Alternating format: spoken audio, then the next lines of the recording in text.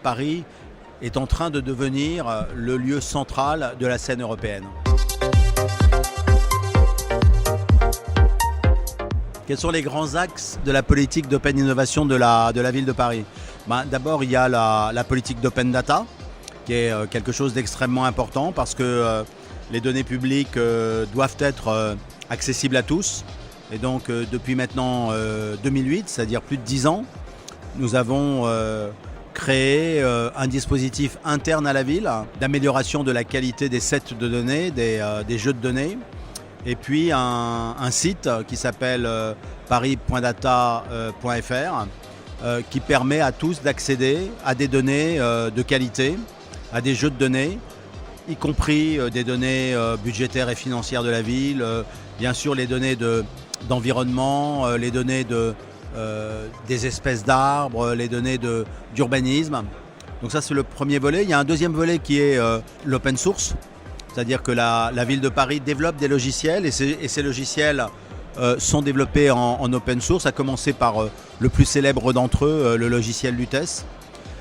Et enfin, pour nous, l'open innovation, c'est tout ce que nous faisons aussi avec Paris & Co, qui consiste à proposer aux grands groupes et aux startups de travailler ensemble sur des blocs d'innovation partagés, des stratégies de coopération entre les différents acteurs. Parce que ce qui est très important pour les startups, c'est de ne pas être dans un univers un peu isolé, c'est d'être en relation avec l'ensemble de l'écosystème parisien, pouvoir travailler avec des commerçants, des artisans, pouvoir travailler avec des TPE, des PME.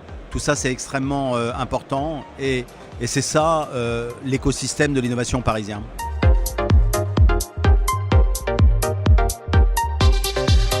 Le développement durable, la lutte contre le réchauffement climatique, c'est vraiment la pierre angulaire de la politique de la ville de Paris et de sa maire Anne Hidalgo.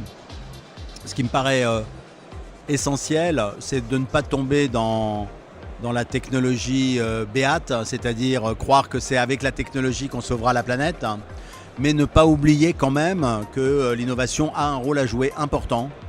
Et le lien entre innovation et développement durable, pour la ville de Paris, il est essentiel. Nous demandons à Paris & Co que dans ces incubateurs, cette dimension de prise en compte de l'impact social et environnemental soit à la fois rappelée aux start-upers, mais également que le recrutement des start-up se fasse sur des critères de ce type-là.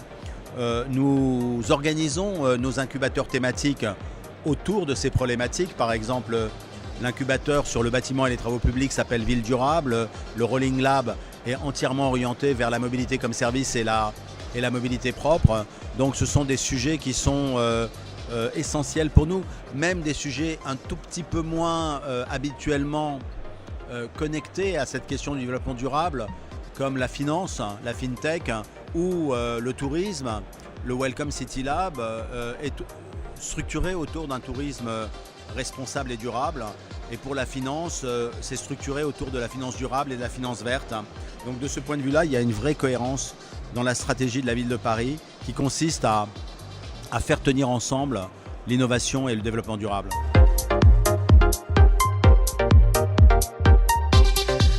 Ça vaut la peine de faire un petit retour en arrière parce que quand on voit cet événement, quand on voit le monde qu'il mobilise, quand on voit la vitalité de la scène de l'innovation parisienne, on a l'impression que c'est là depuis toujours, mais en réalité, il y a 10 ans, c'était le désert.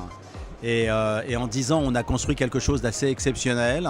On a remis Paris sur la scène mondiale de l'innovation. On a fait de Paris un hub mondial de l'économie d'innovation.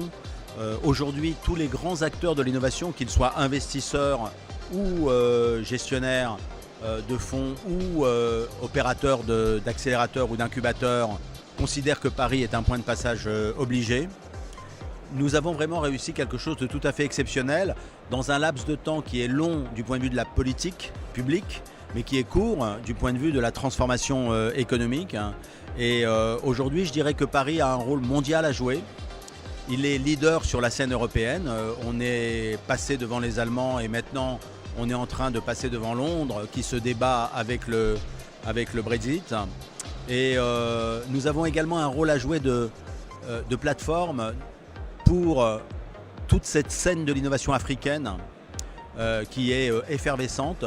Et Paris est un lien naturel, un lieu naturel de coordination et de contact avec l'innovation africaine.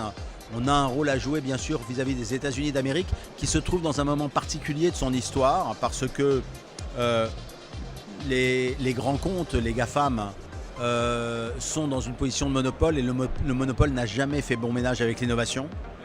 Et puis bien sûr avec la scène asiatique. Mais de ce point de vue-là, Paris est en train de devenir le lieu central de la scène européenne.